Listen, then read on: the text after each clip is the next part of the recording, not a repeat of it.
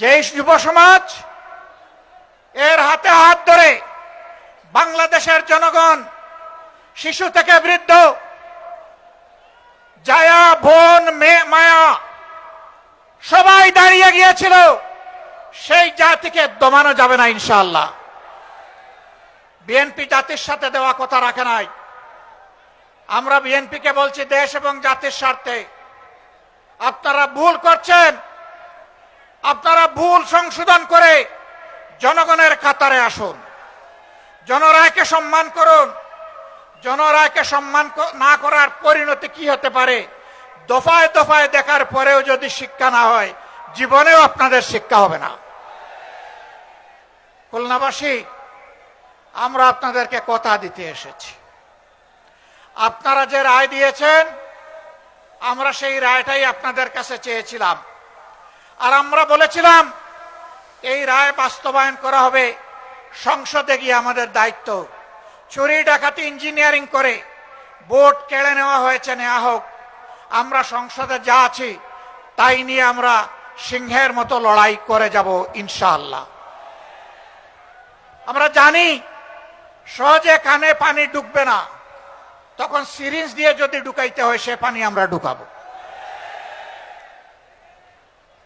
যদি ফয়সালা সংসদে না হয়, তাহলে যেখানে কথা বলতে মাননীয় স্পিকার বলতে হয় না, যেখানে কথা বলতে স্পিকারের অনুমোদন লাগে না, সেই খুলনার মাঠ, বরিশালের মাঠ, চট্টগ্রামের মাঠ, কুমিল্লার মাঠ, সিলেটের মাঠ, ময়মনসিংহের মাঠ, রংপুরের মাঠ, রাজশাহীর মাঠ, বগুড়ার মাঠ, সব জায়গা থেকে আগ্নেয়গিরি তৈরি হবে।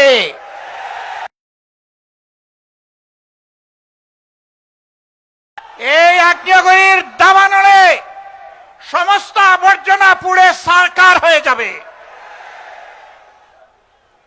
আমরা চাই না দেশে কোন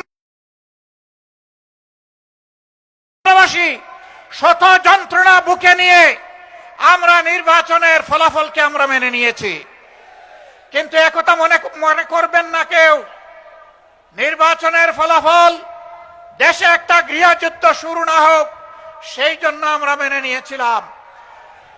আমরা কারো বাপদাদার চক্রাঙ্গানিকে আমরা পরোয়া করব না, অন্যায়ের কাছে আমরা মাথা নত করব না। আমাদের নেতৃবৃন্দ হাঁটতে হাঁটতে ফাঁসির তক্তায় দাঁড়িয়ে মুচকি হাসি দিয়ে আমাদেরকে শিখিয়ে দিয়েছেন, জাতির জন্য প্রয়োজনে তোমাদেরকে ওই মুচকি হাসি দেওয়ার জন্য তৈরি থাকতে হবে।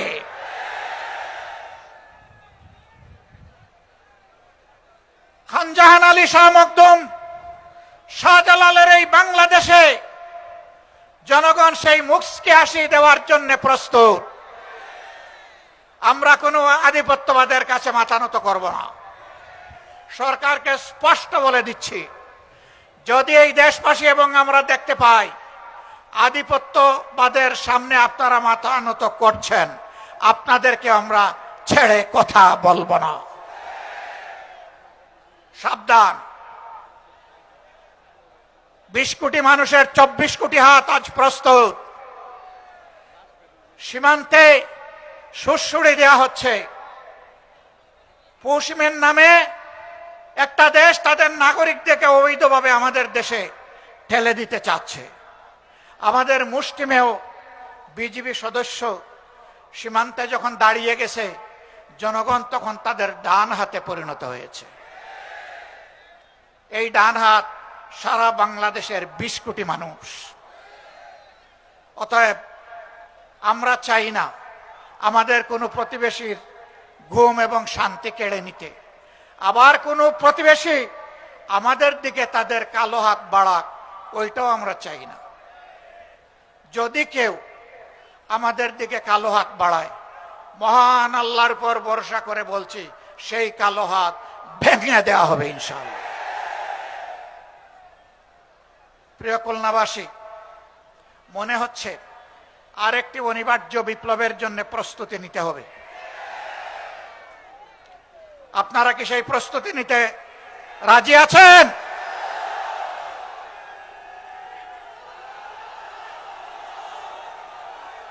সম্মানিত বন্ধুগণ, এই বিপ্লব কোন দলকে ক্ষমতায় বসানোর জন্য নয়, কোন গোষ্ঠী এবং পরিবারকে তুষামুদ করার জন্য নয়, কোন আধিপত্যবাদের কাছে মাথা নত করার জন্য নয়, বরঞ্চ দুনিয়ার বুকে স্বাধীন সার্বভৌম রাষ্ট্র হিসাবে সম্মান, ইজ্জত, শক্তি, সাহস নিয়ে মাথা তুলে দাঁড়ানোর জন্য হবে আগামীর বিপ্লব ইনশাআল্লাহু তাআলা লাজিম।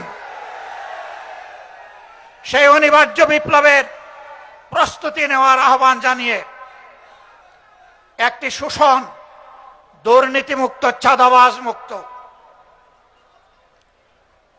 দলীয় প্রভাব মুক্ত একটি মানবিক বাংলাদেশ গড়ার জন্য আমি যুব সমাজের প্রতি আরেকবার প্রাণ খুলে আহ্বান জানাচ্ছি। যুবকরা সব প্রস্তুত আছেন? এক মুরব্বীও হাত তুলেছেন। আমার ধারণা উনার বয়স হবে ৭৫ বছরের কাছাকাছি। মানে যুবকদেরকে তিনি জানিয়ে দিলেন, তোমরাই শুধু যুবক নও, জাতির প্রয়োজনে বয়স যাই হোক আমরাও যুবক। একসাথে আমরা লড়াই করব অন্যায়ের বিরুদ্ধে, আধিপত্যবাদের দূষরদের বিরুদ্ধে, দলখানাদের বিরুদ্ধে, চাঁদাবাজদের বিরুদ্ধে, দুর্নীতিবাজদের বিরুদ্ধে, আমার শিশুর সন্তান যে কেড়ে নেয় সেই দর্শকদের বিরুদ্ধে। আল্লাহ হাফেজ।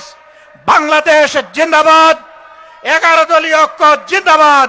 খুলনাবাসী জিন্দাবাদ। আসসালামু আলাইকুম ওয়া রাহমাতুল্লাহ।